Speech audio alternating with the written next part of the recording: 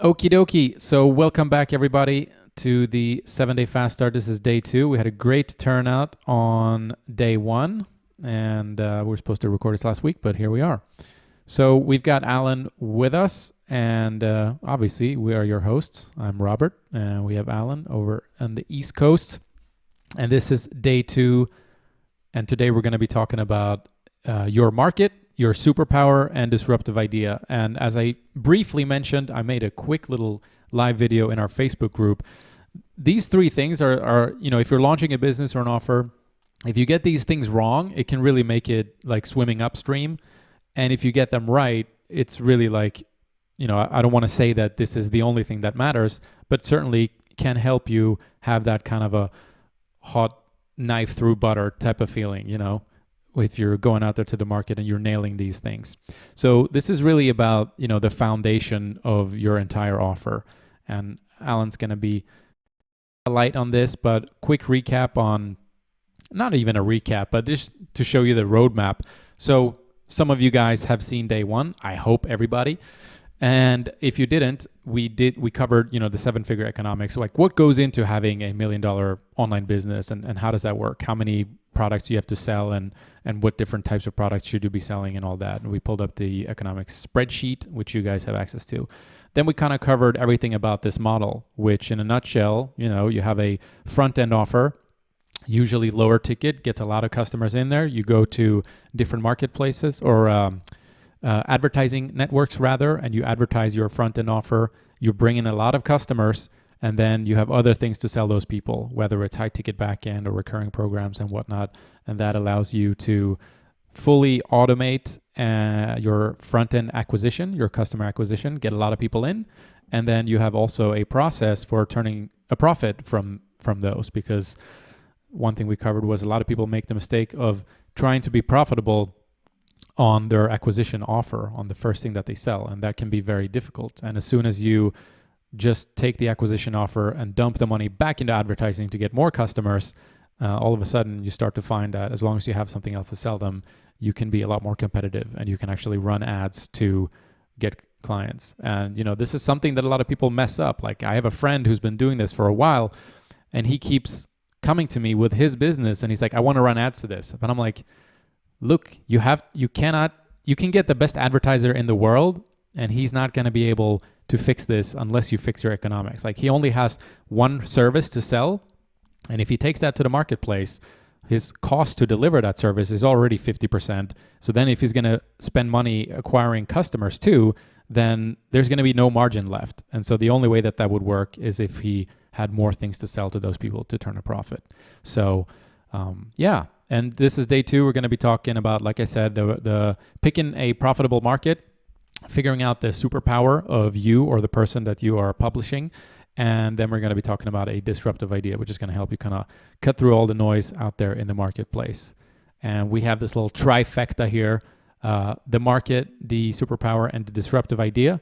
And let's start off kind of going into what a market is and kind of how to pick one and things like that. So I like to think of what is a market as far in terms of it's a group of people with a common problem that they don't necessarily have the solution to yet, or they have an inefficient solution.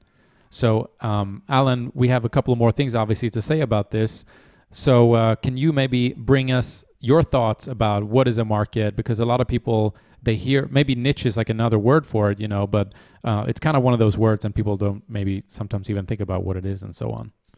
Yeah, for sure. Yeah. So I guess, to me, it's like a market is just a group of people where values exchange, right? And so where there's inefficient solutions, right? So the solution isn't quite solved permanently. So if a solution is Right. presented permanently to the market, what ends up happening is that the market ceases to exist, right? Because, for example, like, in the 1950s, there was a market for polio, right? Polio cures, et cetera, right? And then they had the vaccine, they cured polio.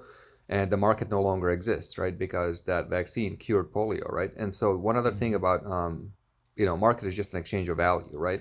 And the biggest thing, like when you read a lot of these business books and watch business videos, like the word value gets tossed up, in the air a lot. It's like, value, value, value, but it's such an abstract, vague word. It's like, what's it really mean, right? So the best definition of value is something that's very useful, right? And so if you have a market, basically people have a problem, and like what you're offering in terms of value is something that's very useful to that person, right? So for example, if somebody, is walking somewhere, it'd be very useful for them to have a car. If somebody has to go to the library to do research, it's very useful to have a computer and get on Google to do research. So value is basically just determined of what's very useful, and a market is just where the value exchange is placed, right? And so like the value that you get in exchange for giving value is money, right? And basically just an exchange of value that takes place in a market to solve a problem that a large group of people have. Yeah. And then you've kind of, when we've discussed this, there's this kind of differentiation, and I think we're actually going to go into this a little bit later. So maybe you can just give us a teaser, so to speak, about this idea of there's like biological and psychological needs and wants in markets. Mm. Yeah. So markets are biological, right? So for example, like food, you need biological, you need to eat something, right? And they're psychological. Basically, it's like wants versus needs, right? So needs are typically like biological. I need to have this, right, in order to, satisfy my biology. And then psychological is like a want, to satisfy my psychology, right? And so typically luxury goods are, psychological needs, and everything, and like a lot of, lower end goods are biological needs, right? And so those are interlinked. So for example, a lot of you guys here, have a psychological need to want to learn how to build a business, build an offer. And so that's why you're here. And then, but that's also linked to your, biology, because biologically speaking, it's like, well, if I fix this, then, I can eat better, I can get better health care, I can do all this. It's all connected, right? But ultimately, it's like if it's a biological market, it's a really good market because that's a pure need, not a want. And if you have Right. a pure need, a lot easier to sell than a pure want, Yeah, and it's kind of like, water and electricity in your house. Nobody has to throw up ads on Facebook to convince you to buy them. You just need them, Yeah. So that's like a good starting point for what a market is. And one way that we kind of like to break it down too is each market has a problem, and then there's the solution. So there's always two parts to each market, and a lot of times I find that people start, they want to start a business, right? And so they start with the thing that they want to sell, and then they start looking for people to buy it. But oftentimes it's almost better, these people that are walking around with the desire to start a business, but they don't have an idea, that's almost better, because that would naturally lead you to start off with the marketplace first. So you kind of figure out what is a group of people who's got a problem, and what is that problem, and then how can I solve it? I think that's a much better way, typically, unless you're going into something that's already been proven by other people or other businesses. But oftentimes people have this thing that they want to sell, and then they start looking for buyers, but it's like the thing originated from them. It didn't originate from the market. And the market is they're going to decide everything. They're going to decide what they want to buy. They're going to decide how much they want to pay. We think we have, control over this, and arguably some companies do, with tremendous financial resources where they have to sort of change behavior and all these things. But typically the market is the one who's in charge, So yeah, we talked about problems and solutions, and biological needs and psychological needs, which we're going to cover more a bit on the next slides. Also, I think this is kind of going into I don't know, copywriting territory in some sense, but it's very important. So you've talked about this, Alan, this idea of cure versus prevention. Can you talk about this concept and why one of them is a lot more powerful than the other one? Yeah. So when it comes to markets, you have two type of things, like segments. It's like you have the cure and you have a prevention. Like prevention basically solves a problem that's going to happen in the future, right? And the problem is that in itself is that humans aren't really good at solving future-based problems, right? We're kind of like better at future gain, like if I do this, then I'm going to get that. So for example, if I invest in this business, I'm going to get rich and I can do all these positive things, right? But we're really bad at like preventing like bad things to happen in the future, because the thing is, like, we're wired for a fear now, right? Like fear now mechanism. And so if you're saying, if you do this, you're going to prevent X happening. Well, I don't have that problem right now, right? So for example, if somebody's smoking, right? Or like, for example, I have a buddy, he has a quit drinking offer, does like, a few million a year. And so he, the problem there is, for example, like if you keep drinking, then it's like, in the future, you're going to have all these problems and the liver is going to fall apart. you can lose your family and job and everything, right? But it doesn't register to these people, right? And so it's like, whereas like if somebody, for example, does drink and they hit rock bottom, and they lose their job and they're like, I really got to stop this. That's a right now problem, right? And so basically that's a cure. And so he sells to those people. So whenever you have a market you want to sell to, like a cure is a lot easier to sell than prevention. Like people don't really want to buy prevention. It's really hard, right? So like anything like, so for example, with biological markets, like weight loss and health offers, whatever, you don't see many people running offers out there saying, like, stop, change your diet, whatever, and prevent becoming a diabetic, whatever. It doesn't happen, right? Or like, prevent, change your diet or Right. do this, prevent this bad thing from happening. What ends up happening is those people tend to sell to people that already have that problem. Like, oh, you're a diabetic now, and you have these issues. Here's how to control your blood sugar, right? So they're offering a cure, not in the sense of like a medical cure, right? Because you can't sell that. That's kind of like a red zone territory. You should never like offer like sell medical cures, but in sense of a cure for the problem that they're experiencing right now, and they can take many shapes. For example, like if you have a dog training offer, it's not like here, do these things so your dog doesn't go crazy in like a year from now, right? Well, it's like, well, no, your dog's going crazy now. Here's the cure to having a dog to behave. So that's Yeah, kind and of it's the like thing. going to the dentist for your annual checkup, and it's like a lot of us kind of skip that. We're like, oh, I'll be fine, and then one day you wake up and your tooth just hurts like crazy, and you don't need a whole lot of convincing, to go to the dentist. Like, I'm looking for the cure right now, like solve my problem, and like Alan was saying, we're very bad of, I think, amplifying that pain in the future and actually doing what we're supposed to. And how many of us have had some kind of health problem where it's not super painful or whatever, but it is in fact a problem and it does need fixing, and we're prescribed some kind of supplement or whatever the case may be, and we just don't do it. Like, we just don't follow the directions. And I've heard also with a lot of people that have surgeries, after they come out, like a lot of people just kind of don't do the rehab, the physical rehabilitation. So I think we're just bad at doing those things and putting the importance on prevention. It's like we just don't really care that much, or I don't know what it is, but that's just the way we're wired, right? Yeah, one other thing is, the magnitude of the market and like how much money can be made in the market is directly correlated to these things, right? So, for example, like the weight loss market is one of the biggest verticals out there, um, and the reason it's one of the biggest verticals out there is because it's an unsolvable biological need, right? Like the people in that market, their own biology is going against them. Like they want to lose weight, but then they have all these like hormones like insulin, leptin, ghrelin, etc. Affecting their ability to lose weight, right? And so they have a biological need, right?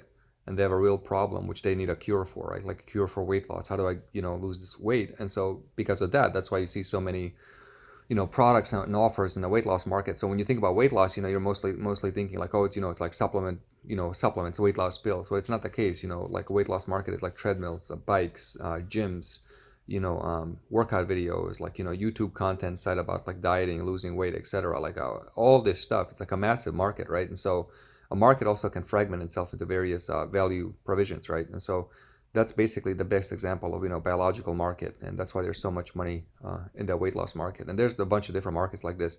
They're always there. Anti-aging, you've said, is another really good example, right? Where it's like you can't really solve that problem, but people want the problem solved, which makes it a really good market.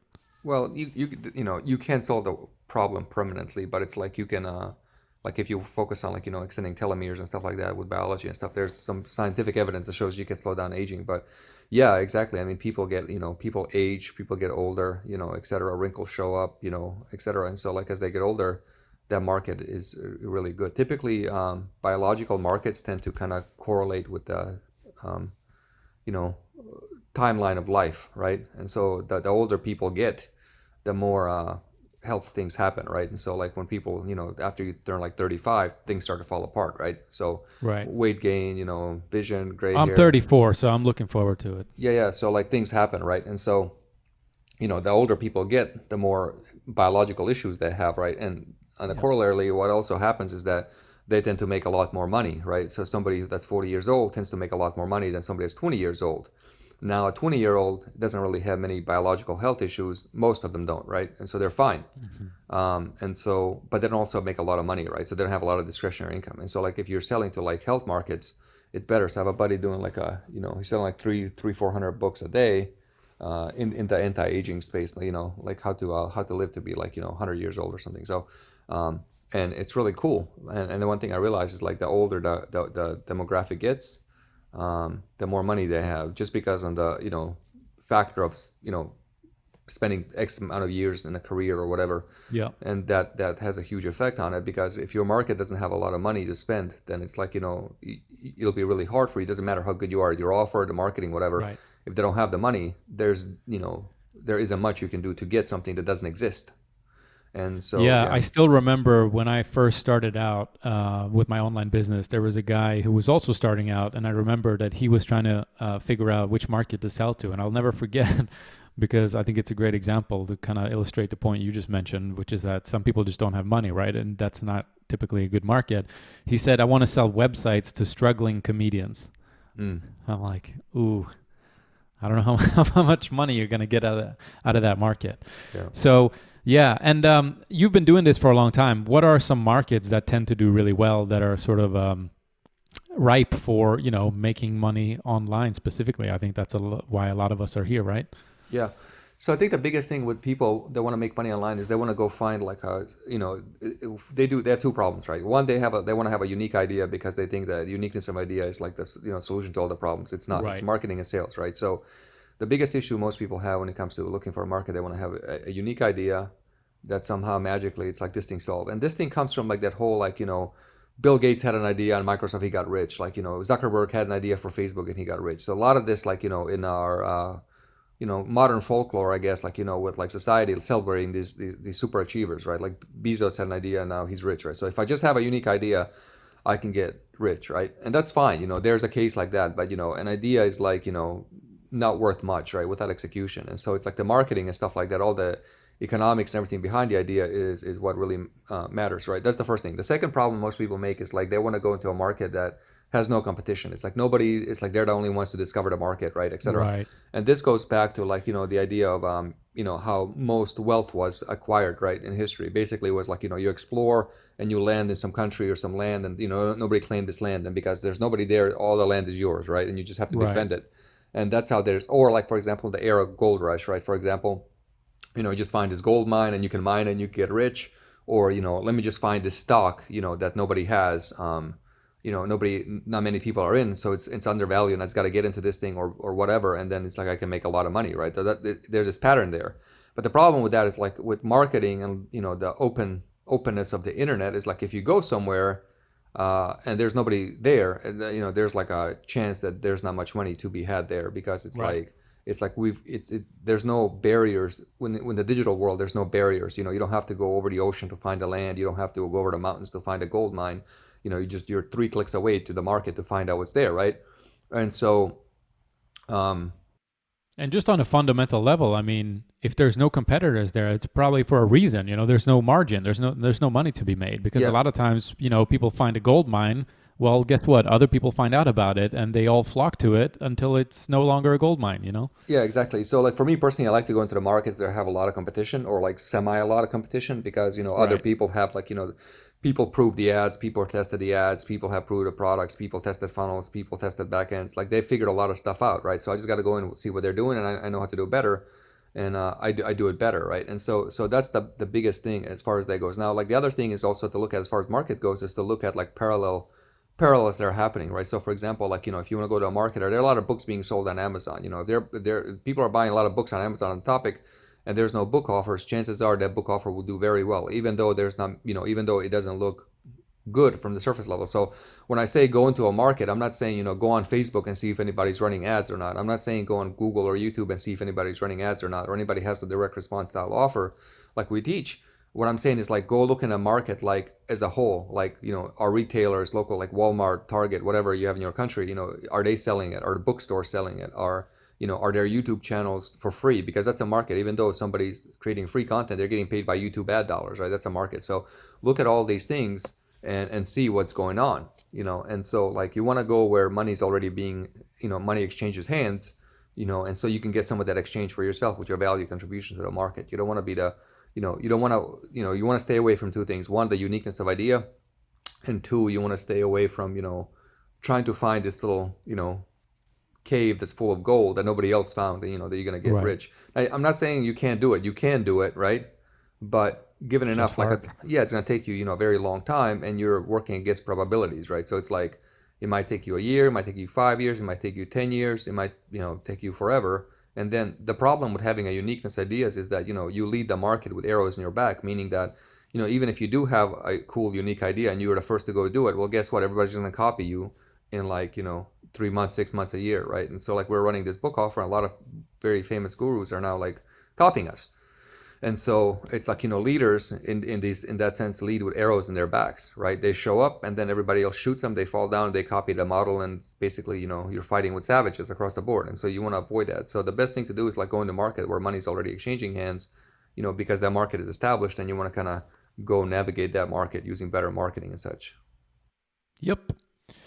All right. Well, let's move on to the next slide. This we kind of touched on this a little bit, but we pulled up the old Maslow's hierarchy of needs. And one interesting point about this, I don't know if you want to perhaps elaborate on it, Alan, but when you have a low income, your money is going to be spent on physiological needs: food, water, and shelter, and then security and safety next. And then as your income rises, anti-aging creams might become more appealing, or a Louis Vuitton bag might become more appealing, and so on.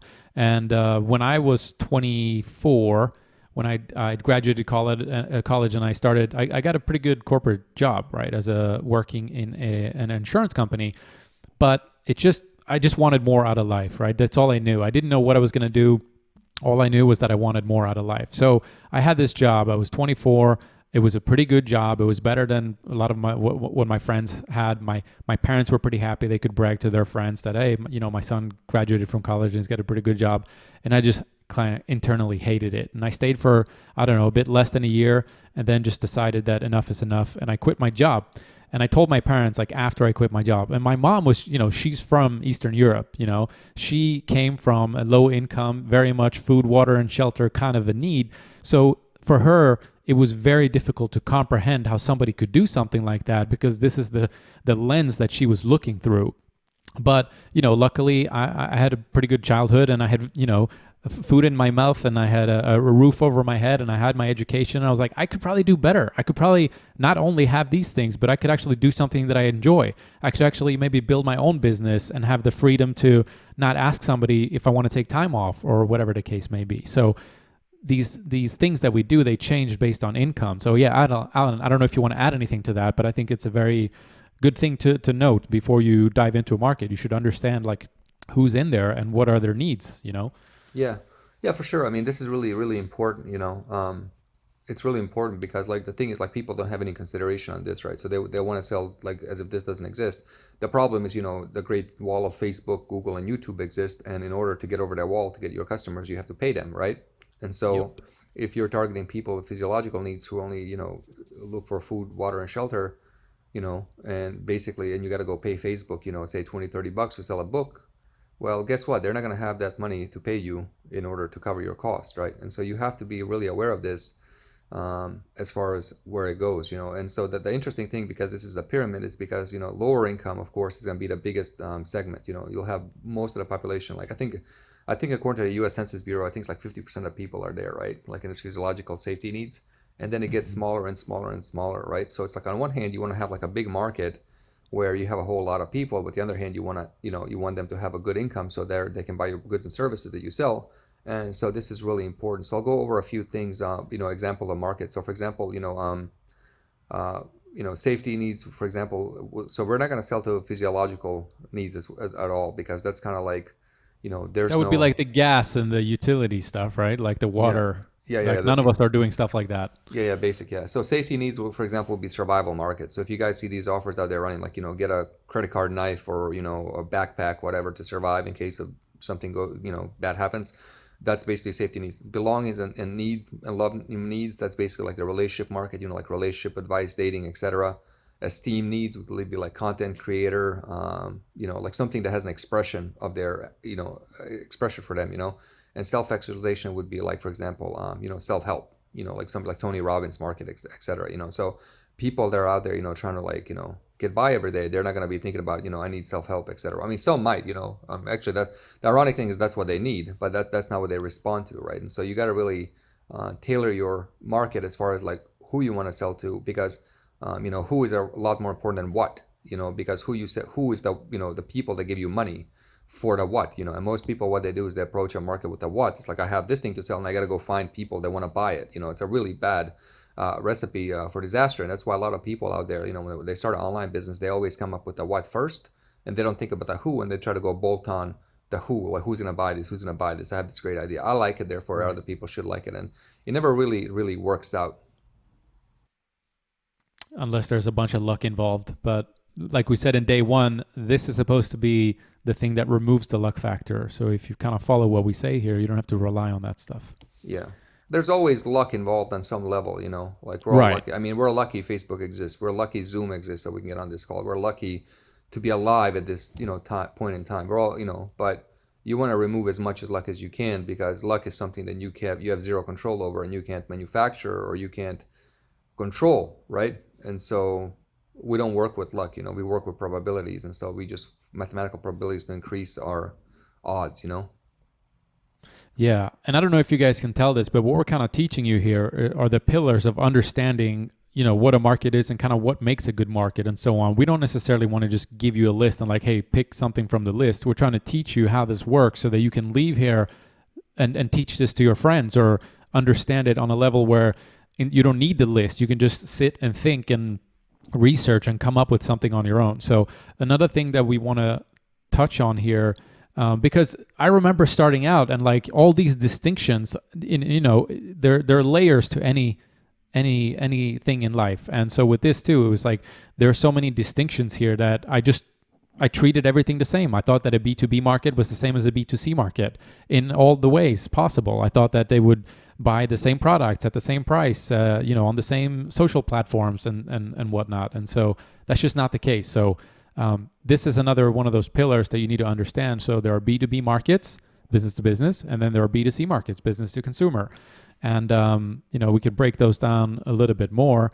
So Alan, why don't you kind of share the differences, I guess, between the two markets, and we got to cover, this repair versus replace concept and stuff like that, and working on the business in the business and whatnot. Yeah, for sure. Yeah, so there's two elements to it right out there. Like there's B2B, B2C, right? So B2B is business to business, B2C is business to consumer, right? And so that makes a big difference, because typically with B2B, you're dealing with you're part of the supply chain network of the business ecosystem, right? And so like for a lot of people out there running digital agencies, they're part of the supply chain network, managing ads, managing whatever, like infrastructure providers, right? Or like knowledge workers, et cetera, right? And so basically you're selling to entities, businesses, right? And so in those entities, you have individuals who control those entities, but B2B is typically this like multi-layer, multi-person thing you're selling to, right? You're trying to solve a problem, one of the problems for them. And so with B2B, there's many problems they have, right? So with a business, typically, they have operations problems, they have staffing problems, they have scaling problems, they have advertising, marketing problems, etc. And when you're selling to B2B, you're selling to one of those problems, right? You're not selling to all of them. When you're selling to B2C, business to consumer, you're typically solving one problem, right? So with B2B, they have a bunch of problems they're dealing with. You're solving to one of their problems, right? And so that's a big distinction, right? Also with B2B, because it's a company, it's an entity, you get a lot more money out of them, right? So if an average a business makes $1 million, you can get X amount from them. Whereas if you sell to B2C, the consumer, if an average consumer makes say $30,000, $50,000 a year, you can get a lot less money from them, because of course they just don't have the money to give, right? And so I'm going to go over the B2B market first, and then we'll touch on B2C, and then we're going to continue. And so with the B2B market, what's interesting is that, this is an evolution. And so right now on the internet, right, there's two types of B2B market. There's a suit and tie and then t-shirt and hoodie segments, right? And suit and tie guys are basically like, somebody's on Facebook that owns like, I don't know, like it's a car dealership, right? He's wearing a suit and tie, and like it's a proper business, it's a proper business with everything, there, and then that's who you're dealing with, right? Whereas with the t-shirt and hoodie, B2B is like mostly you guys, right? Like basically guys in t-shirts and hoodies working from home, having an online business, much smaller businesses, and so how you talk to those people is much different, so like t-shirt, suit and tie, they want, white sheets, they want references, they want examples, etc. Where t-shirt and hoodie guys, they're more like, easier to sell to, and they want possibilities. So like all of you guys heard of ClickFunnels, that's basically t-shirt and hoodie market, right? And next up is like in the B2B segment, there's two types of things. I'm sure most of you guys heard of it, which is the idea of working on the business or working in the business, right? So either you work on the business or in the business. So when you're working in the business, like you're doing all the work yourself. So typically like a restaurant owner that's a chef, he's working in the business because he's in the kitchen cooking, he's helping out with everything, buying stuff, and he's doing a lot of staffing, etc. Right? That's working in the business. On the business would be like a restaurant owner that is not in the kitchen, he just owns it, he's in the back office, everybody else is the work, right? And so one of the biggest fallacies is that selling high ticket programs and coaching is that people there's no distinction there, which limits their ability to sell, right? So people that are working in the business are typically very busy. They work like 50, 60, 70, 80 hours a week. They work a lot, right? So if you ever heard of that, small business owner killing himself working 80 hours a week, that's where that comes from, right? And so like those people don't have the time to buy coaching. They don't have time to be coached, because to be coached, or high ticket sales, that would mean would be that they would have to go there and learn and implement and everything. So that means they would have to go work from 80 hours to 100 hours, right? So what those typically people work in the business, what they typically do is they buy services, because what that does, it allows their workload to be lessened, right? Whereas people working on the business tend to buy coaching because they have the time capacity to be coached and to grow, right? So different mentality, different position in life, etc. This is really important, right? And then the other big thing with B2B sales is that you always have a decision maker, right? A person that's in charge of the checkbook in a business, right? And so, you can do all sorts I'm sure some of you guys out here, they've done deals with like businesses, etc. And then the deal doesn't go through. And it's because you made a deal with the person that doesn't write the checks, right? And so like in the business, like if you do a deal with the person that writes the check, that's typically called a decision maker, right? And so, in B2B, there's always one person in the organization that decides, yes, no, whatever, right? And it could be like partners, it could be 3 people, it could be 5 people, whatever. But, you have decision makers that have to buy what you're selling, right? And so they are the real people you sell to, right? So for example, a lot of time with us, when we sell our high ticket programs, we have a lot of, men and women that come in, they're married, right? And so like our high ticket programs start at $5,000 to $10,000. And every time, we're selling to them, like I know the fact that if I'm talking just to the husband, that wife behind the scenes is also a decision maker. Or if I'm talking to the wife, that husband is also the decision maker. So you have to bring both of them in the sale in order to close the deal, right? And so one last thing with B2B is the concept of repair versus replace, right? And so this is huge, by the way. People don't get this, and they think that you can just treat all of them the same. Yeah. So typically what ends up happening is, in a repair versus replace, it's like, in B2B, it's like there you get two type of people that want to repair their business, meaning like something is wrong in that business. Like, so typically it's like, you have a business. So we have a client, he's in a video agency business, right? Like $1 million a year video agency, and it's no longer, it's working well, right? And so he wants to repair it, right? And typically it's not the whole business that needs repair, it's just one component that needs repair that fixes the business, right?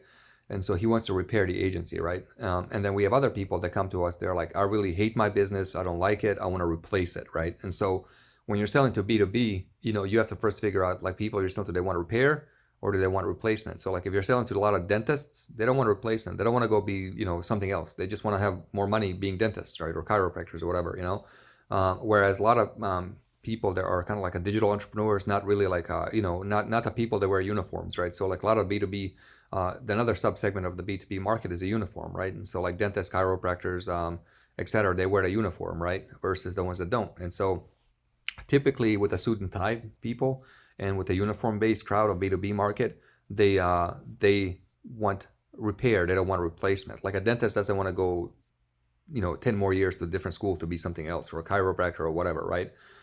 They just want repair. And the reason they want repair is because they invested so much time, energy, and money into their business, right? So typically if you go to a business and somebody has invested like, 10 years of their lives, schooling, $250,000 to open a restaurant or whatever, et cetera, yada, yada, yada, they don't want to replace that. That's a lot of things they got to give up, and that's a huge sunk cost. So they want to repair it, right? Whereas with a lot of the digital entrepreneurs where, they'll try, like, for example, running funnels, running webinars, running this, running that, to them, like, they haven't really invested that much money, time, or energy into it, or, their reputation, their ego, none of that's invested in there. And so what they want to do is they just want to replace it. They're like, I don't like this anymore. I want to do something else. I want to do something different, right?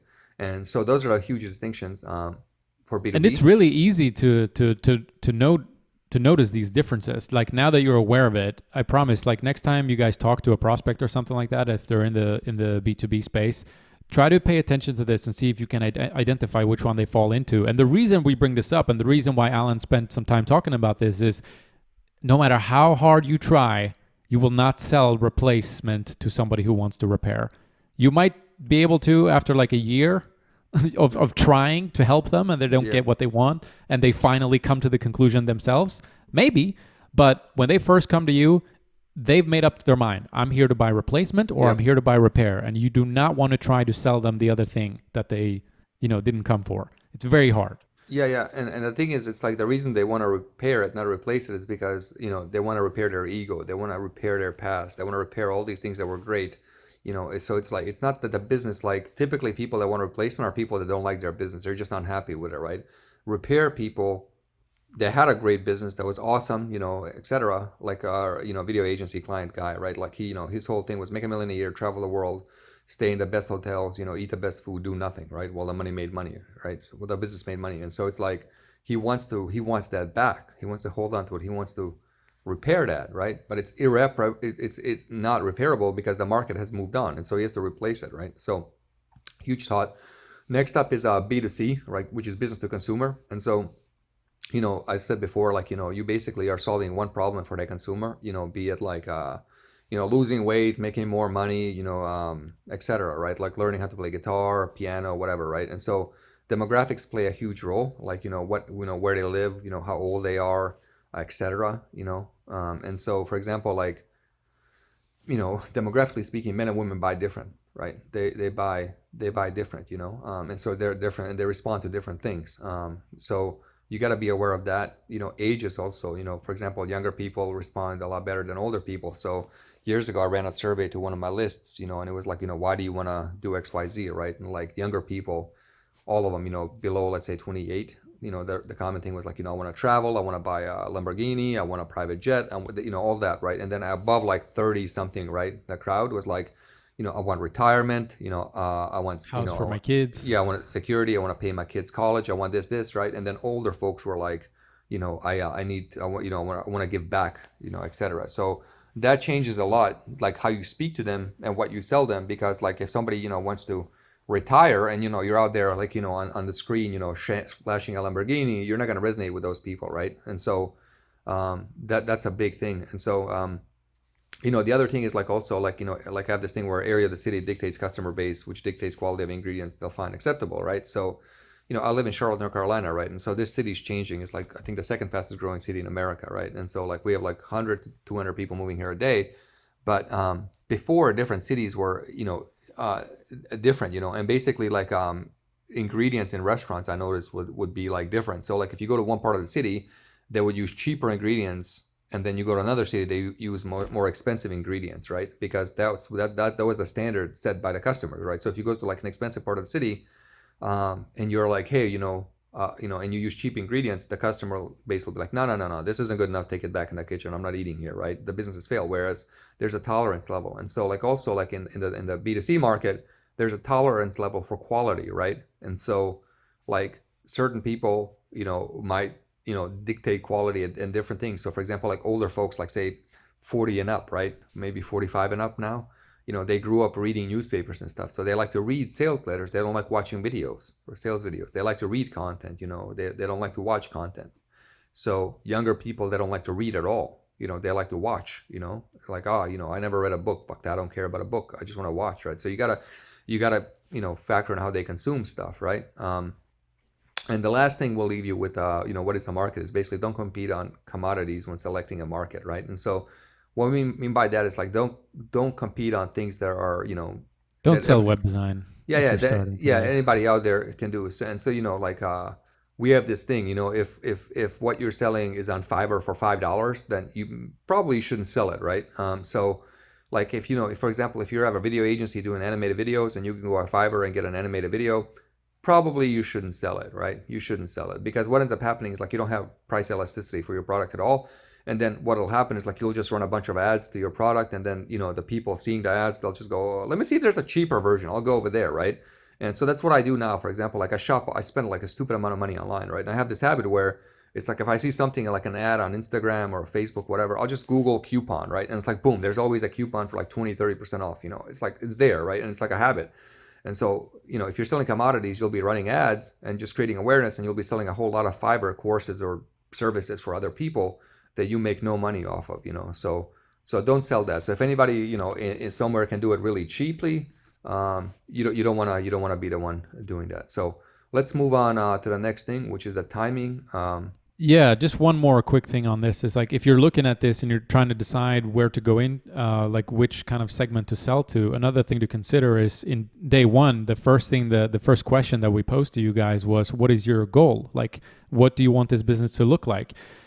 With B2B, you're typically looking at higher ticket sales. It doesn't necessarily have to be. And with B2B, B2C, you're typically looking at lower ticket sales, but again, it doesn't have to be.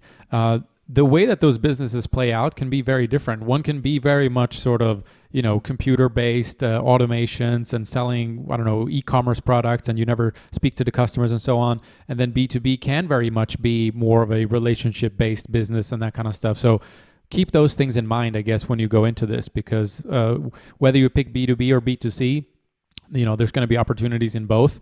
But depending on how we all usually have a vision of what we see, see the business what the business looks like in our sort of wildest dreams. And so take this into consideration when you're choosing.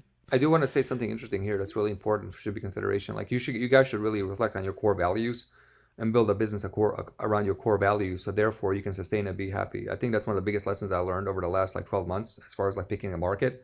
Because typically people will just pick the market for, hey, because this thing can make a lot of money and it looks good, but it's not in their core values, right? And so... Well, let's get a little personal. How did you come up with that? Yeah, so basically me and Robert were working on this thing for a year and a half, and so the automatic lines business was built on my core values. Basically, I have a super high, tolerance for pain. And so I can work for, I worked 3 years in a software company and made no money. And so it was crazy. So I can work on things for a very long time without any return, right? Because to me, the payoff is actually creating the stuff, right? That's kind of my payoff. It's not the money. And so what I noticed was in automatic lines, when we were doing the calls and stuff like that, Robert would want to do certain things one way, I would want to do certain things another way, etc. And then, and it took me a year to figure this out. But basically what ends up happening is we have two different core values, right? So Robert has kids, he has a wife, etc. And so time is a lot more precious to him because, it's his kids are growing every day, he wants to spend a lot of time with them, and he values time and efficiency, right? Whereas I don't have kids, and I'm just a lot of my time goes into this, I call it, this is my craft, And so those two things were a tug of war, right? Basically opposing core values. And so what ended up happening is if I wanted to pull the business in this direction, I wanted to do it, which basically means just I'm okay with working all the time. I'm okay with working weekends. I'm okay with this, right? Whereas with Robert, it's there's always a trade-off. If he works, he can't spend time with his kids. If he has to spend a lot of time with high-end clients, that means he can't spend time working on, in our business or with his kids or family or doing things he really enjoys, right? And so typically in a business, when you're in a coaching consulting model, you can either work with, you can work on your business or you can work on other people's business, right? And so knowing Robert for a long time now, he likes to work on his business more so than he likes working on other people's businesses, right? 100%. Yeah. I really struggle to get excited about other people's businesses. Yeah, whereas I don't. I get excited because I'm it's solving puzzles for me, right? And so... Right. And so what I realized 2-3 weeks ago, I was I have to retool this business because what has to happen is it has to be reoriented to Robert's core values because of time and efficiency. Otherwise, there's a conflict, right? And so we did that, and Robert's super happy, I'm happy, and we work way less, and money's up, and everything is great. Growth is good, etc. Right? And so you really have to figure out what your core values are. And there's a test out there by Jordan Peterson called Understand Myself or Understanding Myself. If you just Google it, Jordan Peterson Understand Myself test, it'll tell you, right? etc. How if you're externally driven, internally driven. There's also a test called Wealth Dynamics, and you should take that test. And so I'm a creative, and so a lot of my payoff is a lot of it is working on creating things, where Robert's payoff is efficiency, time, return on investment of time, etc. Yeah, building systems and that kind of stuff that gets me off. Yeah, so this morning we were talking about our recurring program, right? And it was do we do this, do we do that? And so it was well, if you do it like this, then, it's going to go against your core values and you'll have to spend a lot of time with these guys doing what you don't like to do. And in 6 months, you'll just build yourself a prison that's a job that you won't like doing, right? And so it's that's not going to work. So what do we got to do? We got to do it like this, this, and this, right? So there's compromise. So for me, in 2008, whatever, right? I was making like about 400,000 a month, right? Like with this one website, right? And I was like 325 pounds. I was like fat as hell, and I was miserable. I was working like all the time. I was just exhausted, right? And basically, after I took the Well Dynamics test, what I realized was that I was working against my core values, and a lot of my stress, weight gain, unhappiness, misery, everything out of that business came from working against my core values. And then when I took the Well Dynamics test, I walked away from that business and never looked back, and a lot happier. And so same thing with automatic clients as far as core values go. I use that same thing to help me. I'm like, I want to help Robert here, want to enable him to be great, to basically do what he does. And let's see how it works. And it's working really well. So like when you're picking a market, again, one of the biggest mistakes people make when picking a market is like, there's money there, I got to go do it. They're not thinking about, am I going to be happy and nothing, whatever, right? And so a lot of guys I know in this market who just, who go this way, a lot of them will be like, man, I wish I just had a high paying job because this sucks. I'm working with the people that I don't like. I'm doing things I don't like. I'm working hours I don't like. I'm sacrificing things I don't like. It doesn't align with what I'm doing, and so it's like that's really important because it's like, you can't like, so a lot of people will be like, well, this is, they're talking about sustainability of the market, right? Like in the sense of like, can this market be sustainable to, where we can make money in it for years? But the truth is, it's like if your core values are not sustainable in that market, it doesn't matter how sustainable the market is because your core values are gonna just go to shit, and so like you can't sustain it, like, and you won't do it. And so it's like you'll do it for like, a year or two and be done. And that's why like, in a lot of these Facebook groups, etc., you see a lot of people, flip-flopping between markets and stuff like that. I was talking to a guy the other day and like, he's like, he's launching all these things. And I told him, if you're launching more than 3 offers a year, you're not making money, right? Because that's the truth. And so it's like, one offer a year is plenty if you do it right. So yeah, that's really important. And so let's move on to timing. Otherwise this call is going to be like 3 hours. We got a lot more to cover. 100%. So I'm really excited about this timing thing because I call it the secret hack to ultra profitable markets. And the backstory is I actually stole this from a TED Talk. He didn't pitch it this way, but he brought it to my attention that there was a company called Z.com. They were very early. It was effectively YouTube, but there were two main issues which made it impossible or very, very hard for them to succeed. And those issues were that there were codec issues, right? So people didn't have Flash and so on, so they couldn't play their videos. And also this was before broadband was sort of widely used around the world. And so there was this low bandwidth problem where, we've all, I think, played videos that were just stuck buffering all the time, right? And that's just not a good user experience. So they were actually before YouTube, but they were too soon. The timing was off. And then they had, they were going to do original content. They had like Hollywood talent signed on and whatnot, but it just ended up not working out. They were too early. Then YouTube's timing was so much better. Broadband was increasing around the world, especially in the US, and the codec issue was solved with Flash. And so YouTube came along, then Google, ate them, and they're crushing it, right? And so this thing about timing is like, and by the way, I want to tell you as we dig into this, don't think that this is about predicting the future, because I think that's what people sort of default to. That's not what we're talking about at all. And as I'm going to show you in a second, and actually I have a business idea that I'll share with you guys. I shared it with Alan last week. He's like, dude, this is amazing. You should tell everybody, because we're not going to do it because we don't have the time, but I will tell you guys. So this is not about predicting the future, but if you time what you're doing, there's a lot of things, there's a lot of things that go into a sale, but if you have the right timing, all those things kind of just go away and people just want to buy.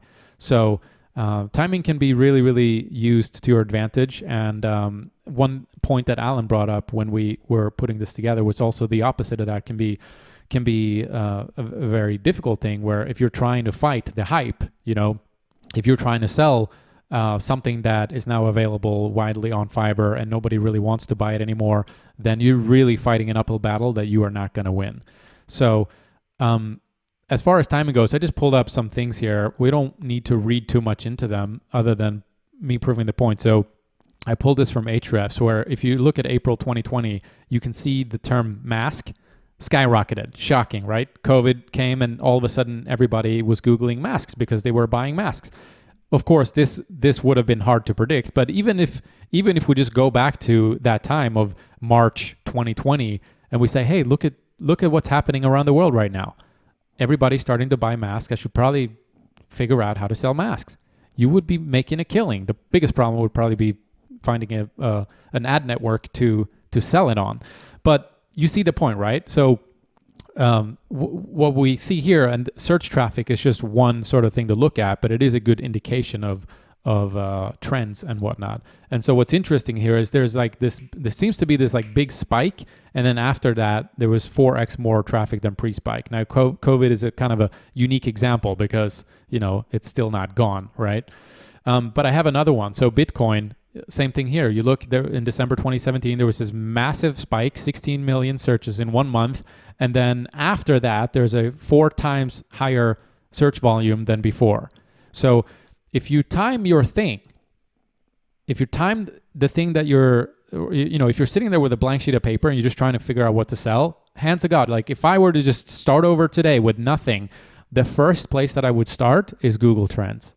And I would be on there every day, and I would be looking around like what's going on in the world right now that's very much hyped, that isn't necessarily going to go away tomorrow, that I might be able to do something with. Because I've had this with chatbots specifically. I've had this experience.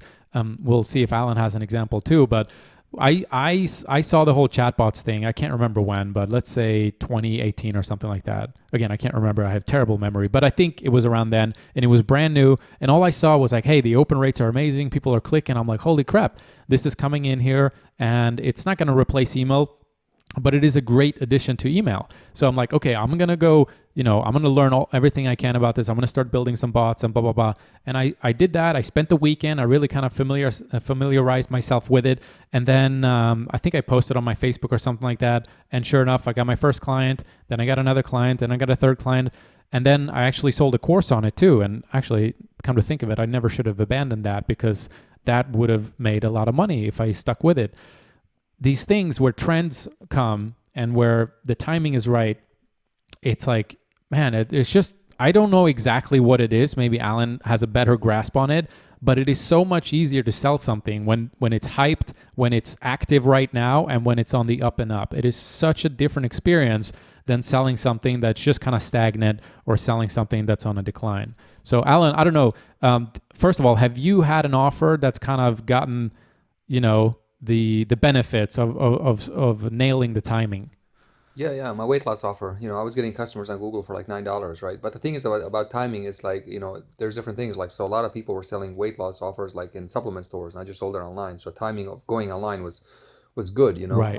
But the reason timing works so well is because you have the ecosystem basically selling for you, right? The news, etc. So if you go to news dot, like, if you look at trends in Google, what you want to do is you want to go to news.google.com and type in that trend and see all the news stories. And that's how you really know what to sell and what to say to that market. And the reason being is the news, the media will carry the hype for you. And this happens a lot in fashion, right? Like fashion trends, etc. And that's why like a lot of fashion companies, their entire existence is based on, detecting trends and writing trends. And, the entire stock investment industry is based on detecting trends, etc. So, yeah, everything, and so like basically the ecosystem is selling it for you.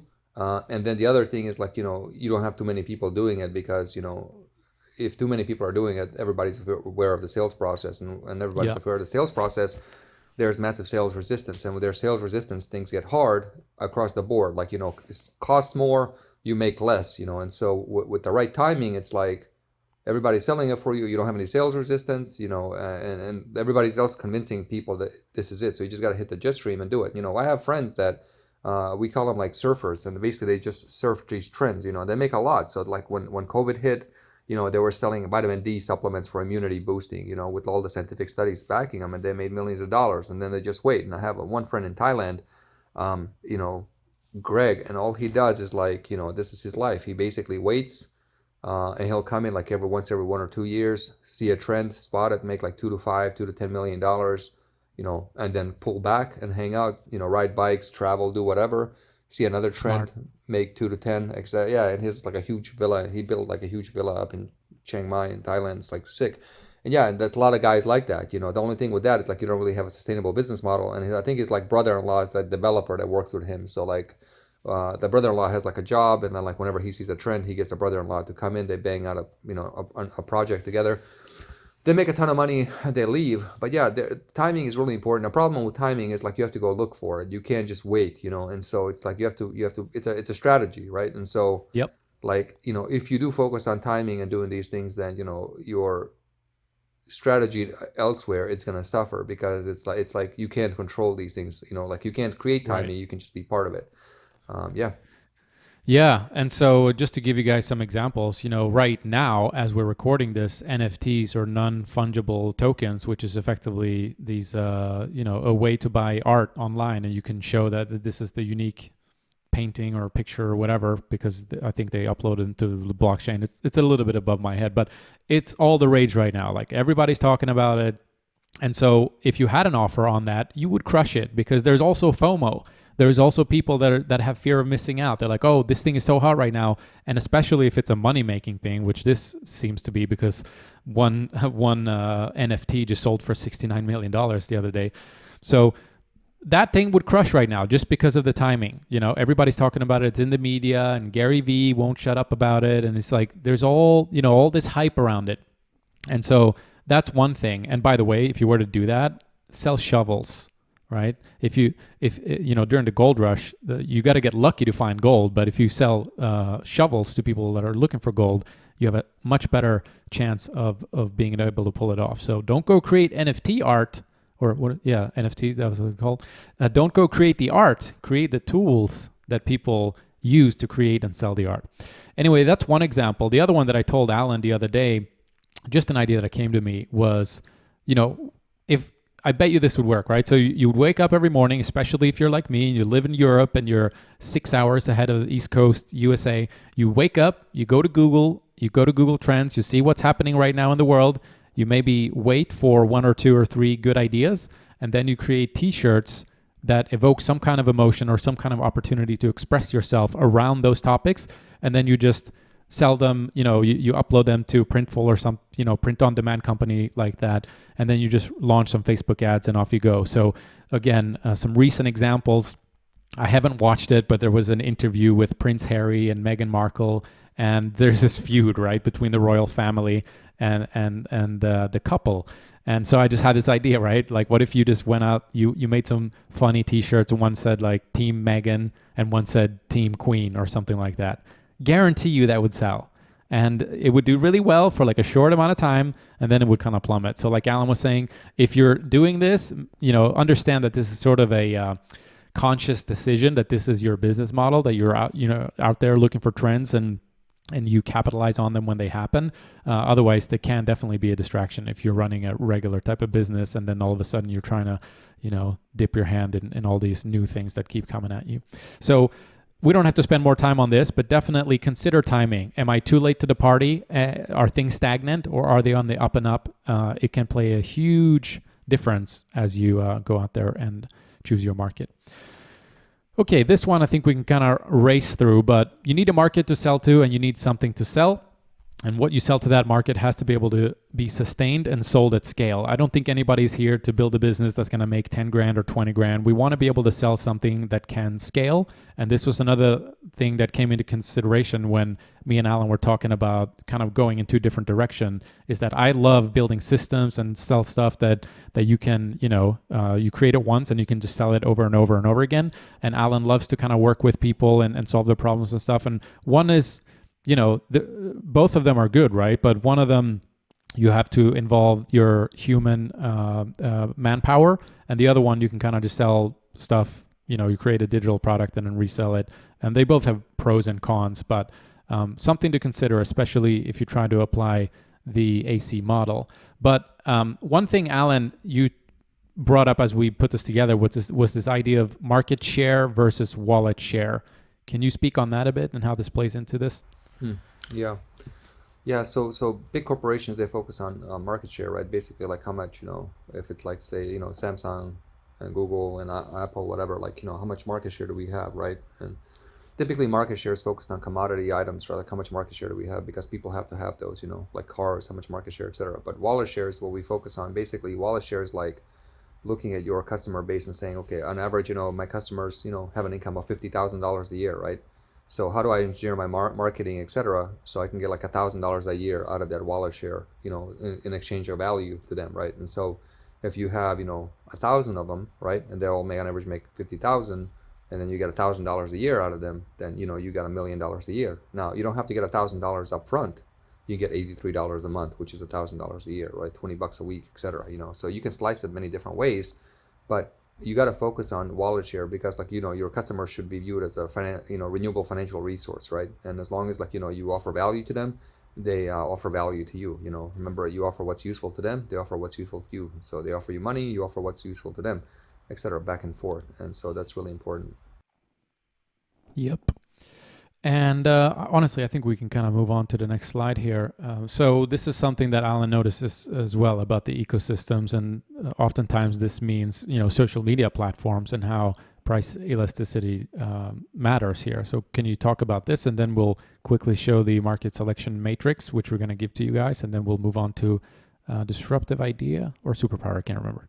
Yeah. So different ecosystems where you operate your business have a different kind of we have this thing we teach in Accelerate, it's called standard industry model. I think I don't know if we're going to touch upon, maybe we'll touch upon this, but basically it's like the model of the standard industry model, how things are done, right? And so how you buy cars is a standard industry model, how you get cell phone service, and this varies from country to country, right, etc. But basically, if you're out there marketing your services and stuff in a Facebook group, you're doing organic, you basically are going to have a lot of sub $3,000 buyers. So people are going to buy for $3K, right?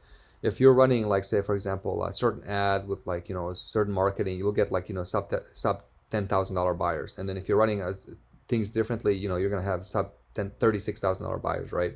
And so different ecosystems affect the price elasticity. And so what you got to focus is on learning what has been more normalized for this price range, right? Because if you're in your group and you're trying to sell a $6,500 high-end program, and that group's standardized pricing is $3K, well, it's you're not going to sell it, and you'll be well, this doesn't work, right? But what you don't know is that, hey, they would gladly buy that all day long at $3K, instead of $6,500. And so that's one thing I noticed, right? And then in some cases, if you go to 36K buyers, right, people that are willing to, in that ecosystem, like high-end masterminds or whatever, you want to sell a $36,000 program. If you go out there and you want to sell a $3,000 program, they won't buy it, because to them there's no value there, obviously, because they're at a different level, and so you should definitely pay attention to that. Yep. So now we have this market selection matrix I'm going to show you guys. So we're going to give it to you, and then you'll be able to, find your market, hopefully. So we're going to give this to you guys, and this is version 1.0. We're going to continue to enhance it, but it's quite good as is. And the way that it works is there's different variables, right? So the things that we consider here when choosing your market is the market size. We talked about this. You want something that has competitors, that has legs, that you could be running for a long time, especially if you're doing what we say, where we encourage you to build something that scales, right? Which means that you're running ads and you're acquiring customers automatically, and it's happening behind the scenes with you not really doing anything, and it can happen 1,000 times over in a single day, and your workload doesn't change. So if it's scalable, you don't want to run into a market that scales or that you can run ads to for a week, and then you've tapped out the market. You've shown your ad to every single person, and everybody who's interested have bought it. You don't want that. So you want a market with legs. Then we have personal interest in the market. This is the belief that if you have somewhat of an interest in something and you're building a business in that industry or that market, you're more likely to stick through it. Because if you were to spend time researching or working in that industry or whatever, creating things in that industry anyway, then when things get tough, you're going to be able to see it through. But if it's just this throwaway thing where you hate the customers, you don't really care about it, you have no personal interest in it, as soon as the first obstacle presents itself, you're most likely just going to go try to do something else. So we have competition level here, and we have availability of affiliate products. A lot of things. One of the beauties about our model is that you get a lot of customers. You get a lot of customers, which means that there's a lot of opportunities to sell people other things. And so affiliate products can come in handy. This one's kind of a binary deal breaker, reachable through advertising.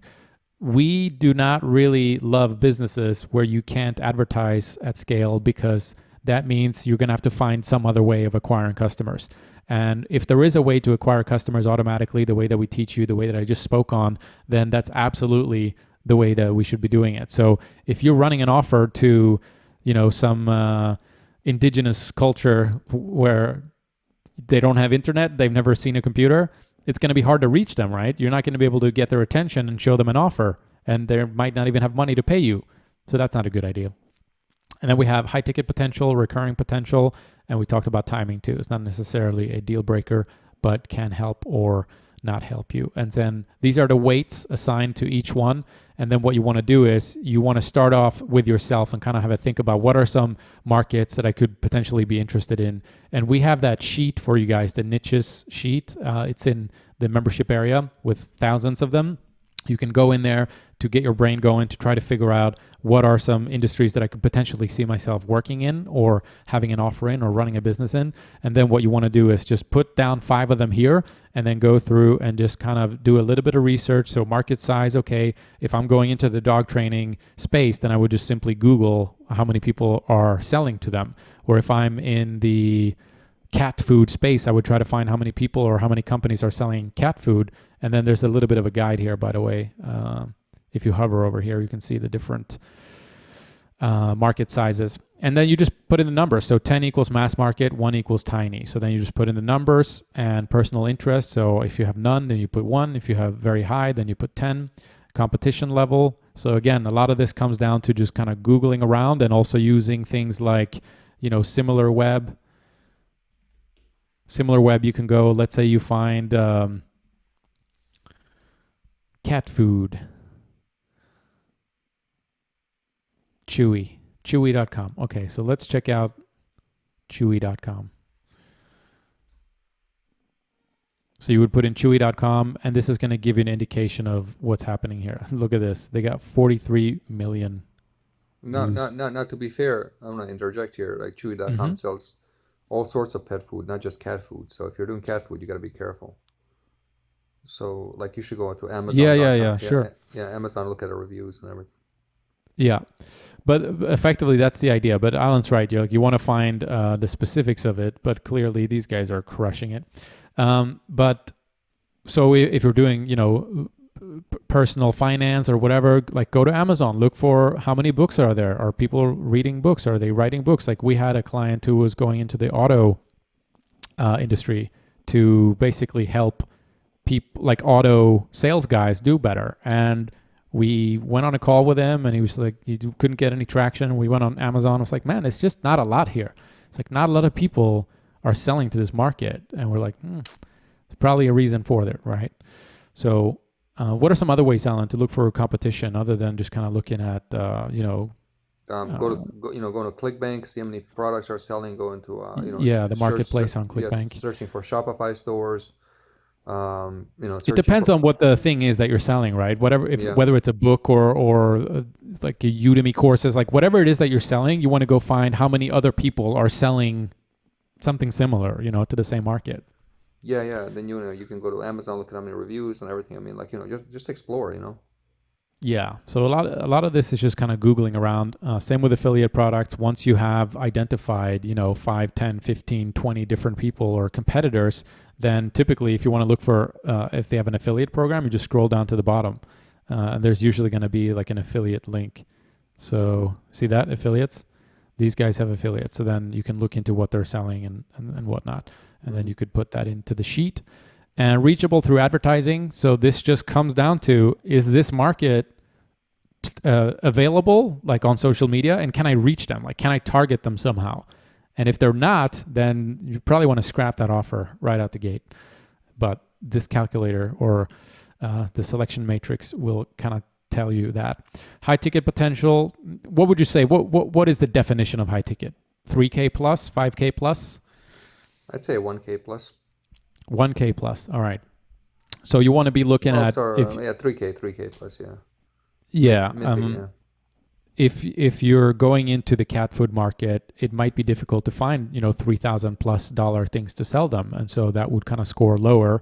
But if you're going into personal development, then absolutely there's high ticket potential. And so recurring though, for example, this would be a 10 for cat food. I mean, cats need to eat not just once, not just twice, but every day.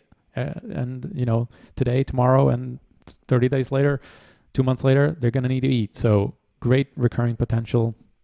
And then timing, So if you take the cat food example again, like that's not really going to be something that's going to be impacted by timing unless there's some ingredient or something that was in the news and it's dangerous or super healthy or whatever the case may be. Like I remember in Sweden, when I was in like middle school or something, it came out that there was some ingredient in the chips, like potato chips, that was causing cancer, and like potato chip sales just completely came to a halt for like a year, and then it just kind of things just went back to normal again. I can't remember what the thing was, but from a perspective like that, timing can also play an important role. So not necessarily the product itself is timing, but maybe some ingredient or something ancillary or around it that's in the news or hyped up or getting a bad rap, whatever the case may be. So yeah, you go ahead, you put in your numbers, and it's going to tell you. So if I put like 1 here, you see how it's going to just show you the number 1. And then also we're about to go over the disruptive idea and the superpower. But once I finalize this, you'll be able to just put this in here and it's going to be able to help you. Like it'll just tell you like, hey, go do this market. Here's your disruptive idea and here's your superpower. Cool. So we don't have to spend. So the only thing I want to add to this is this is not designed as an absolute. Absolutely. This is designed to more so to help you think, right? To help you decide. It's like a deciding tool. It's not like a tool that says this market is good, go do it. It's like this is like here's all the things you should consider, and then based on that, use your best judgment or go in the group and ask, be like, hey guys, I'm thinking about this. Here's the thing. What do you think? And then we can help you there. That's big. 100%. And this goes not just for this spreadsheet, but any type of, trying to make anything that's a little bit creative into a mechanical process. You can use tools and whatnot, but like Alan said, you want to use your best judgment at the end of it. So kind of use this to guide you. And then once you have an idea of what might be the answer, have a think about it. Like, okay, does this actually make sense? Let's do a reality check on this. Is this something I want to do? Does it make sense? Do I think it's going to make money? And then you can kind of move on from there. So very, very, very important to do a final check like that. All right. Well, let's see here. Let's see if we can continue. Day 6. Too many things open. Day 5, day 3. Where's day 2? Here. All right. So that was the market. Luckily, the superpower and disruptive idea are going to go a little bit faster. What is a superpower? So Alan, talk to us about this idea of, a capability versus ability. Yeah. So let me open my notes 1 second, guys. Go there. Absolutely. Okay, cool. Yeah. It's a lot of stuff to digest, so I have to refer to notes as well. All right, so basically superpower is like the ability to help somebody, right? Like Superman can save the world because he has superpowers. Batman can save the world because he has superpowers, right? So what's your superpower, right? And how can you offer value to these people? Because remember, when we were talking about how to pick a market, you have to offer something that's very useful to these people. So like what's your ability to offer something that's very useful, better than anybody else, right? And so the difference between capability and ability is basically, your capability is basically means that you can get them results, but without you doing it, right? So you can hire other people, you can hire experts, etc. But ability means like your ability to help people get results, right? And so that's a big distinction, right? So it's like the superpower you have can either be an ability or it can be a capability, right? Ability is like for you to go out there and get somebody a result, because the biggest problem we run into with teaching people this concept is like, well, I'm not good at anything. I don't know, I don't know what I'm good at, right? Well, so for example, like let's say you want to go into like a fishing market, you want to teach people how to fish better, right? Well, I don't know much about fishing. I know how to sell a market online, so I can go find somebody that's really into fishing, and that's my capability, right? Basically to put together those resources and offer value like that, and so that's the big thing. So basically your superpower is basically how you can help them with their biological and psychological needs and wants from earlier on, and and also superpower is your internal ability or / capability, right? Not external like reputation. It's not something that people are like, hey, this or that, but typically it stems from like people generally coming to you for advice on that topic, right? So like for example, if you're good at, I don't know, let's say you're good at planting flowers, right? And like your friends will be like, hey, can you what's a tip for that, right? And you'll be like, okay, this. It's something that you naturally just help people with, or naturally are good at, right? Like people kind of use you as a reference, like your social group uses your reference, or like you'll catch yourself going to various Facebook groups or whatever, and like, you know, you're kind of offering advice and tips. That's kind of like the seed of your superpower, you know? Yeah, and like Alan said, the big important thing to understand there, because obviously a superpower is kind of self-explanatory, but the one big thing to realize is this capability versus ability. So you don't necessarily have to be the guru, so to speak. You don't necessarily have to be the one with the face on the business and teaching the things that you know, or coach on the things that you know, or whatever the case may be.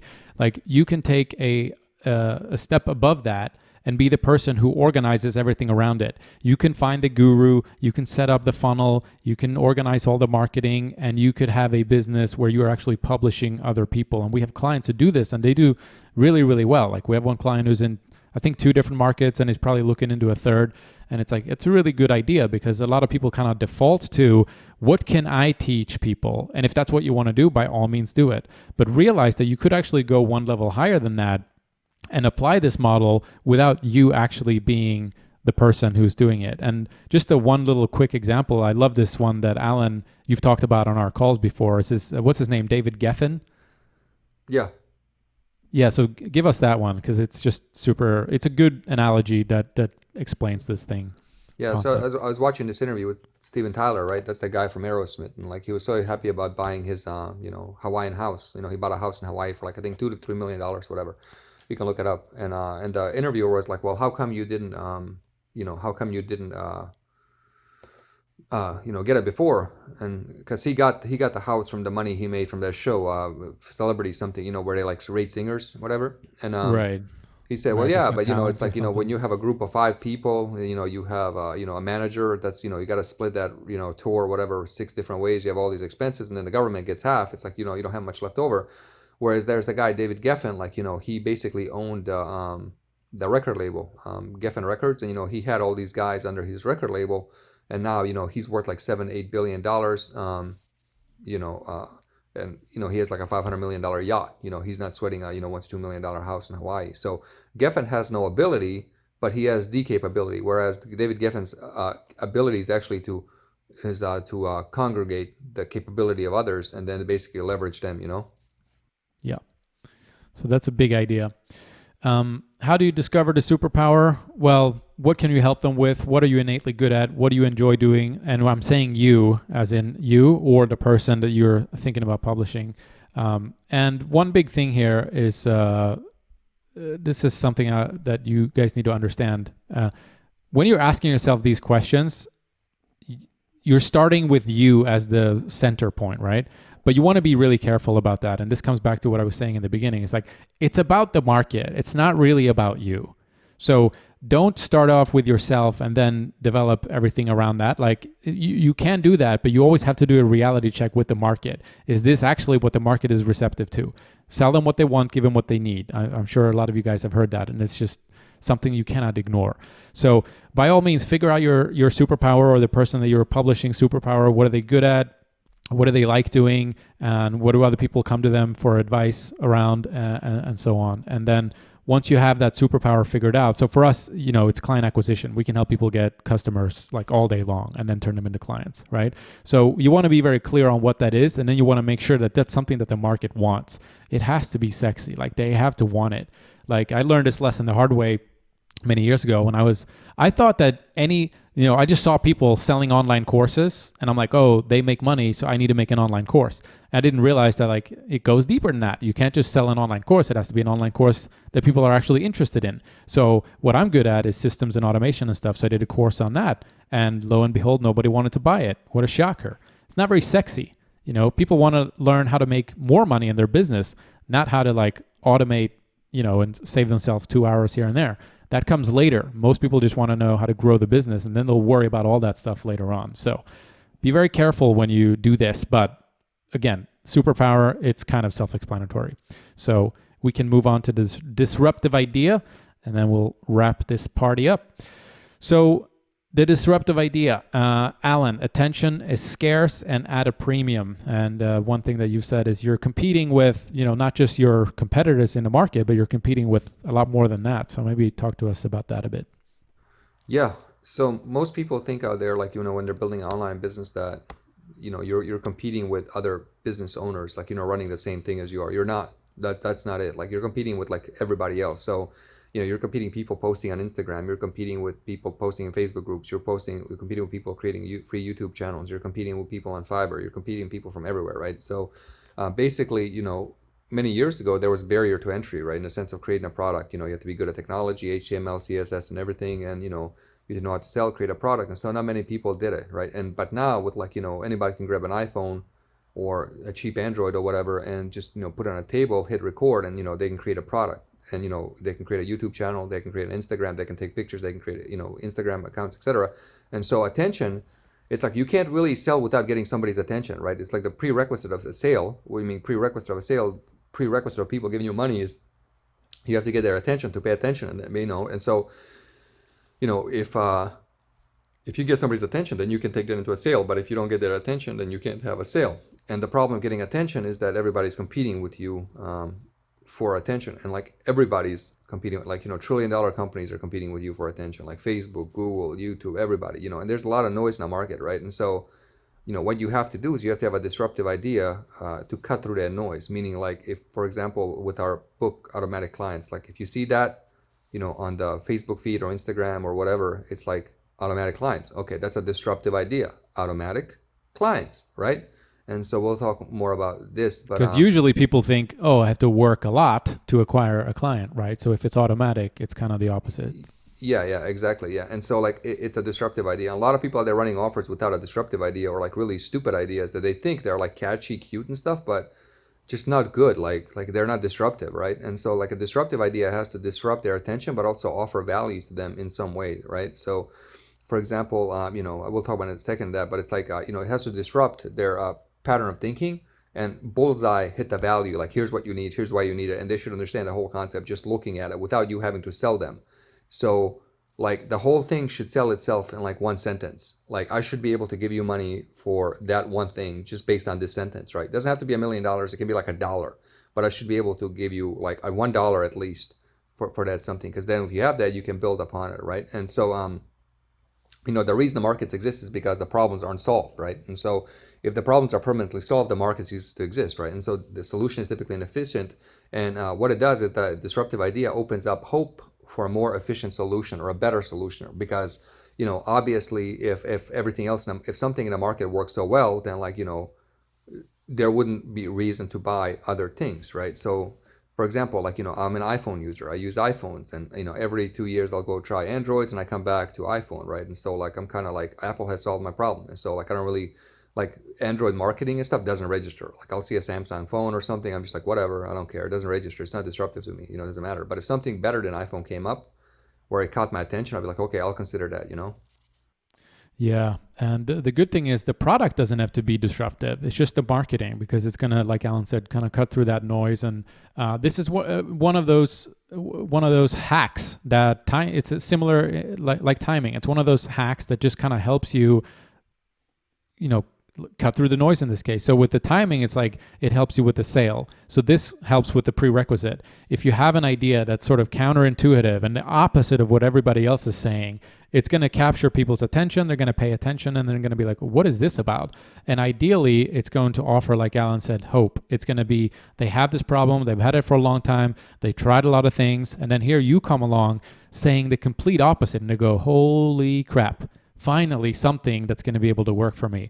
And it does so much for your conversions because you've given them hope, which is one of the biggest things that you can give people, especially if you're trying to sell them with this, I would say actually anything, but I was going to say selling them business advice, helping them fix their business, but it goes for anything really. If you're able to be the one who's kind of standing out and doing things differently and giving them hope that all the things they didn't try, it's okay, because there is actually a complete opposite. And I've observed this myself when I've watched somebody explain a concept to me. I go, wow, this is completely different from what I've seen out there. And I guess this is why all the things that I've tried before didn't work, is because I was doing it wrong. I wasn't doing it this way, but this way is completely different, and I like it, and I want to go try it. So one thing about a disruptive idea that's really important is that it should be self-explanatory. Like, if you have to explain it to somebody, it's not good, right? Because like you don't have the luxury of explaining things to them. You get Right. like you get somebody's attention for like 1 second, and that's it. If you have to sit there and like if you have to, if you tell like 10 people and you're like, this here it is, and like you have to explain it to them, then it's like it's not disruptive enough. Like you lost, right? It can be the most disruptive idea, better, etc. But if you have to explain it, it's not good. It should be self-sustained in its explanation, right? And the other cool thing is it doesn't have to be unique. It just has to be better, right? Because like better is different than good. If it's unique, that'd be great. But if better, it can be better, right? And so I'm just reading off our notes. Basically, disruptive idea gets you attention.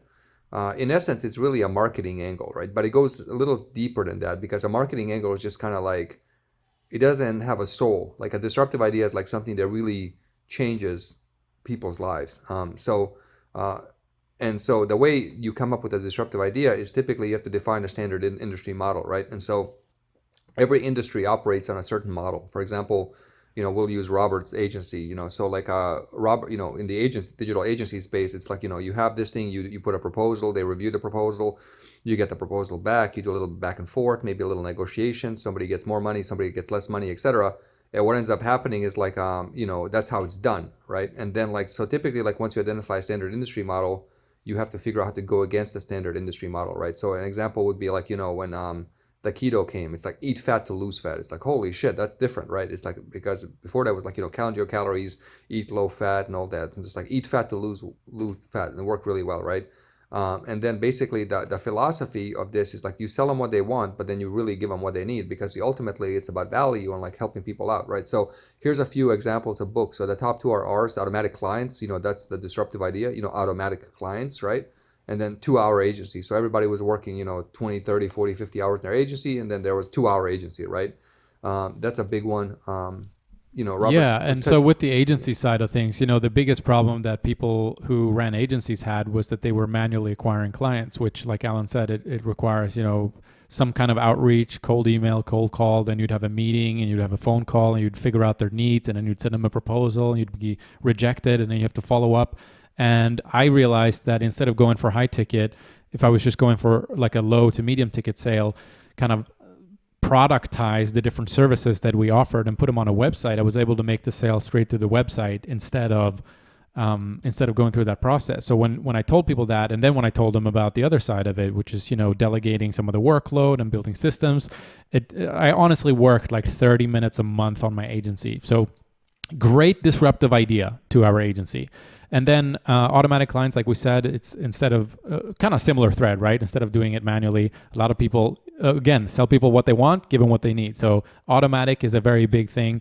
Never split the difference is a great example, because this is about negotiation. And this is kind of a default thing that people do, right? You say 100, I say, or you say 200, I say 100, let's meet in the middle, let's say 150, right? Everybody does this. So Chris Voss, ex-hostage negotiator, he couldn't operate like that because he was a hostage negotiator. He couldn't say, kill 2 of the hostages and give me the other 4 or whatever. He couldn't do that because he was dealing with human beings. Great example of a disruptive idea. So he just takes one thing that's out of this process of talk to them and figure out what they want, figure out what you want, try to meet. And like he figured out the process of negotiation. Then he find one piece of it that he said, oh, I can do something completely different here. I can say never split the difference, and then I can go into why that is. And the book itself, Never Split the Difference, is like 0.5% of the book, right? So in many ways, it is a marketing angle. It helps you get attention, and it gives people hope that, oh, maybe I can do this and maybe I can be successful in this. And that was a good one. 4-hour work week, kind of self-explanatory. It was, a new concept at the time. Profit First is a great example because it's telling people what they want, and it's a disruptive idea, right? Who doesn't want profit first, right? Everybody who's run a business, who doesn't love the idea that they might get permission from this guy to take profit out of their business before they pay their expenses? Really, really great name for a book. Millionaire Next Door, again, supposed to be like this person next door who's just like you, but little did you know, they're actually a millionaire. Here's how they did it. Fantastic way to capture attention and then go about explaining what you do. And then servant leadership, leadership historically has kind of been like, somebody telling people what to do. And then servant leadership is the complete opposite of that. It's about serving the people that you work for instead of telling them what to do. So just put these here to kind of get your guys' brains going. We do find that a lot of people struggle with coming up with this. You shouldn't. It's not a difficult concept, and you can actually make it fine just without having this. But we definitely recommend trying to spend some time on this. And once you know what it is you're selling and what your market wants, if you can figure this out, then it's a really good idea. So we do have just a few things to cover about how to actually do it. So like Alan said, you map out the standard industry model. So I'm just going to use the 2-hour agency model again, or the 2-hour agency concept, to explain to you how you actually go about figuring this out. So you take the model and then you figure out what is it that people are doing, and you break it down into a process. So like I said, in the agency world, people would do a cold call, then they would set up a meeting, then they would send a proposal, then they would usually get rejected, but sometimes they would actually close a deal. Then they would spend months together working in a one-on-one setting, and then they get their profits at the end of, subtracting all the costs from whatever they got paid. So if I look at that process, right, then I could think about, okay, what am I doing here that's actually different from what everybody else is doing? So in my case, almost all of it was different, which was kind of a, great scenario. But if you look at the negotiation scenario, he just took this one idea of, here's how most people negotiate. And then they reach this point of, he's asking for 200. I want to pay 100. People go 150. And I think that's a bad idea. So he uses that one little tiny thing and he turns that into a fantastic marketing angle. So you don't have to have, like we said, the solution itself doesn't have to be this big disruptive thing that's completely going to change the way people are doing things. But it's like, if you can find just one thing in the process that you do that's very different, and I'll give you another example that I just came up with. So we had a guy in our accelerator, his name is Jeff. He runs a very successful Facebook group. And he was telling us about what he does as we were helping him put his book together. And he was saying, what I tell my students is most people actually prefer to work with a beginner than an expert that's been around for a long time. I'll like, pause. Tell me more about that. Why do people want to work with an amateur or a beginner than somebody who's been around for a long time who's an expert? He's like, well, everybody knows that an expert's going to be expensive, but a beginner is going to be a lot more probably invested in doing a good job, and they're not going to be able to charge the same amounts of money. So he's like, I tell my people to do that and lean into the fact that you're a beginner, and they all go out there and they crush it. I'm like, whoa, that's a fantastic disruptive idea. It takes something that's a fear of the customer, an intimidation, and turns it into an opportunity. And that's a great disruptive idea. Then you just got to figure out a name for that, but that's the concept, right?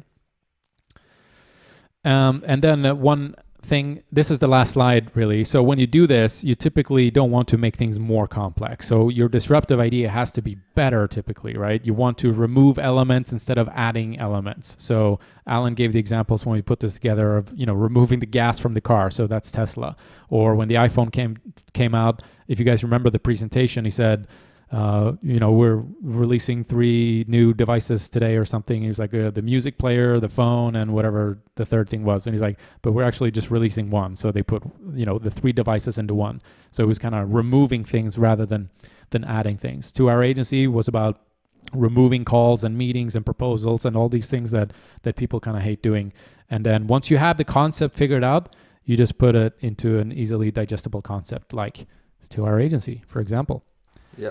So the big lesson is like, you don't want to reinvent the standard industry model. You want to alter it so it's easier and better, right? Because the problem is like, if you reinvent a standard industry model, then you have to go explain it and educate everybody, and teach everybody. And that's a headache, right? Because then you got to they got to give up everything they do and already know. They just want something to be altered, right? And so one of the reasons that also works really well is like, especially in the repair market from the beginning, is because when they see that alteration, that it's like, this thing can repair the problem I have. So like in our case, people have a hard time getting clients, right? Especially paying for them because so many people trying to do it. Well, it's like, here's how you do it. We alter it. Now we repair the high client getting business, and a lot of people are attracted to it. And so it's a win-win, And so, is this it for this? Yep. Okay, yeah. So we have a lot of extra notes here, but that's for the next call, which we'll do. We aim to do this for an hour, but it's like it seems impossible to do this thing in 1 hour because like we have so much to share with you guys. After all, our book is like 340 pages or 360 pages. It's big, right? So before Robert does that, before we do the recap, I want to ask you a huge favor. If you would go in our group, in the Automatic Clients group, and just tell us your biggest takeaway. I'm going to shoot a link in here. And yes. This is go to the group and put like day 2, my biggest takeaway from day Yeah, 2 yeah. of the Just say 7-day fast start. yeah. Just say my biggest takeaway from a 7-day 7-day fast start is so and so. Right I'm going there's to the help you brush up on your memory here by running through it real quick. Yeah, there's the link, guys. Go ahead. And the reason I'm asking you this is because we want to see where the value is for you guys, and so that way we can kind of focus on doing more of this for you in time to come. Absolutely. So we talked about markets. We spent a lot of time on that. Superpower, disruptive idea. So what is a market? We talked about the problem and the solution. There's always those two parts. We talked about psychological needs and biological, what do you say? Biological needs and psychological wants, right? Is that the way we put it? Biological needs and psychological ones. Right. We talked about cure versus prevention. We showed you this little thing of the Maslow's hierarchy of needs and the different types of markets in there. Kind of an explanation of the differences between B2B and B2C, suit and tie market versus t-shirt and hoodie, working on the business, in the business, repairing your business versus replacing the business and selling to the decision maker. B2C, demographics play a big role. Areas of the cities dictate the quality of the ingredients they find acceptable and don't sell commodities. We talked about timing and how that can be a huge hack to your business. Just be careful. If that's a game you want to play, you probably want to go all in on that. Market share versus wallet share. We talked about how the ecosystem affects price elasticity. Try to sell the same thing on LinkedIn as you will on Instagram. It's not necessarily going to work. LinkedIn is a different audience, right? You got the market selection matrix. We're giving you the link to that so you can go play around and see if you can find your market. Superpower, kind of self-explanatory, like we said. What's the thing that you can help people with? And the big idea here is it doesn't necessarily have to be you. It can be somebody else as well. Disruptive idea, it's effectively a marketing angle. You pull something out of the standard industry model that you're doing differently, and then you turn that into the concept. And that really pierces the attention or pierces through the noise out there. It gives you the attention that you need to go out there and sell some stuff. And then how do you discover it? You break down that standard industry model and you look at the component pieces and see, is there something here that I'm doing that's different than what everybody else is doing? And then you can use that. And that's a summary. The action steps is to go in the spreadsheet. If you haven't already figured out your market, go ahead and play around there, do the research and build up a bit of a list and try to figure out your market and then get some clarity on your superpower. And if you can, figure out a disruptive idea, because as you put that into whether you're doing a book or a course or whatever, we're kind of agnostic about the thing. We're just about selling something low dollar on the front end. But whatever it is that you're selling, if you can have that disruptive idea, it's really going to help you sell stuff. So it's really good if you can figure that out. And with that, we're going to look forward to reading the day 2 takeaways in the Facebook group. And if you guys do have any questions, we will stay and answer those. If you do so, please let us know in the chat here in Slack. Sorry, in Zoom. Yeah. So one thing I do want to say while you guys are shooting the questions here is basically that picking the market is like a huge it's one of the most important things you can do in your business, right? Because it's like that'll determine the rest of the business. It's like the foundation.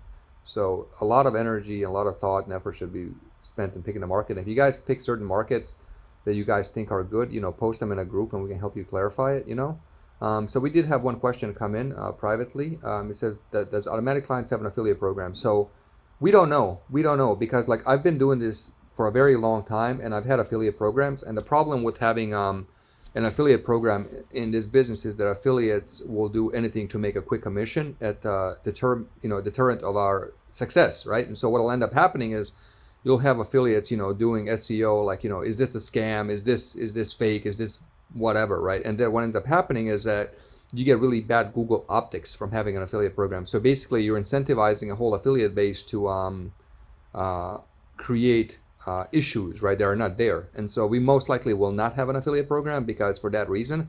And the other reason is that we find that like most affiliates don't really drive a lot of traffic either these days. And so there really is much benefit to having an affiliate program. So I think like, short term, we can get an extra few sales, but really don't need to. We're all about just buying traffic and getting sales. And we do very well with that. So probably no to the affiliate program. Yeah, we actually built the tech for it, but I agree with Alan. It's like it can really, the business can take on a life of its own that you don't necessarily want, and you have to be very careful with that. So, I have a friend, right? He has an affiliate program, and like he sells like high ticket stuff, and like it was like he pays, I think like he pays pretty fast, and like he was telling me how like somebody somewhere like that he was like buying the program, like somebody bought his program 30 times, and then charged back 30 times, and like made all this money, and like basically destroyed his merchant account and stuff like that. And so, and then like also like on Google it's all about like YouTube reviews and these reviews, and it's like, is this a scam, is this that, right? It's just like really bad things that shouldn't even be there. It's just like a lot of a lot of just it's not worth it. And for the amount of sales it generates, it's just like, yeah, let's not mess with this. It's really like the payoff is just minimal. yep, makes sense. Well, I think that's it. So great call today, everybody. Hope you enjoyed. We're going to look forward to the day 2 takeaways in the Facebook group, and we'll see you guys in day 3.